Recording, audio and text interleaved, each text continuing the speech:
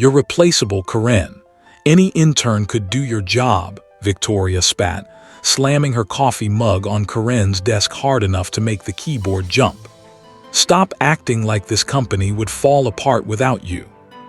Corinne looked up from the code she'd been debugging for the past 3 hours. Her hands froze over the keys. Around them, the office went silent. 20 pairs of eyes watched as Victoria stood over her, face twisted with contempt. "I just asked if I could leave at 5 today for my daughter's recital," Corinne said quietly. "And I said no. The Henderson project launches in 2 weeks and you'll work as late as I tell you to." Victoria turned to address the entire floor. "Let this be a lesson to all of you. Nobody here is special." Corinne nodded slowly, saving her work. "You're right, Victoria, I am replaceable." What Victoria didn't know as she stormed back to her office was that Corinne had been writing every single line of code for the Henderson project. Not managing it, not overseeing it, writing it, alone. The Henderson project was supposed to revolutionize their client's entire inventory system. 8 months of work, millions of dollars on the line.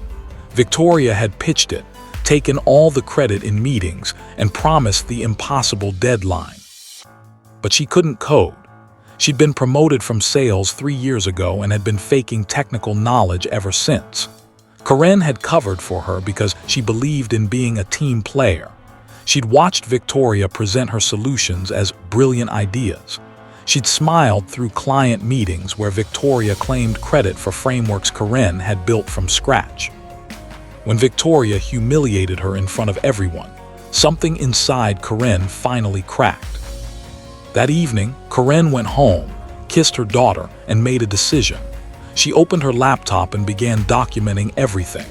Every email where Victoria had asked her to fix her mistakes. Every message where she begged Corinne to make her idea actually work. Every piece of proof that Victoria had no idea what the Henderson project actually did. Then Corinne started applying for jobs.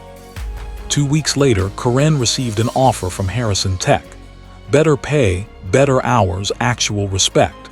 She accepted immediately. The Henderson project was supposed to launch on Friday. Corinne submitted her resignation the Monday before.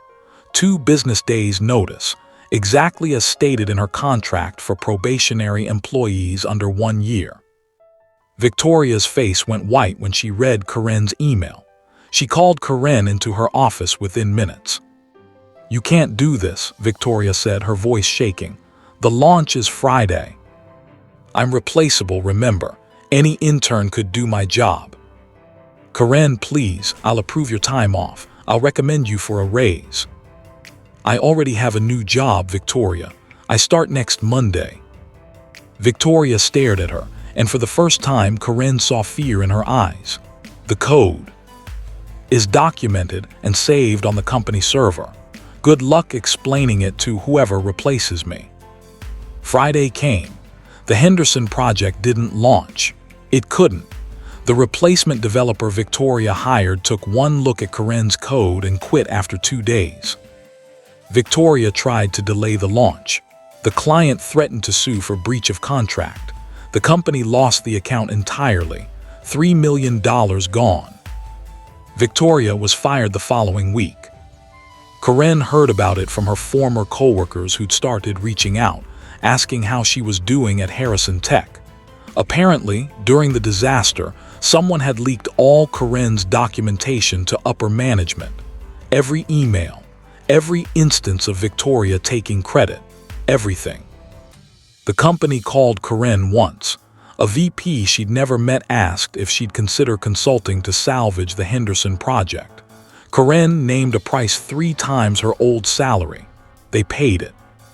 Corinne fixed their mess in 4 days, working remotely on her own schedule. She made it to every single one of her daughter's evening activities that week. On the final day, she sent the completed code with a note. "As promised, regards, your replaceable contractor." Nobody called her replaceable again.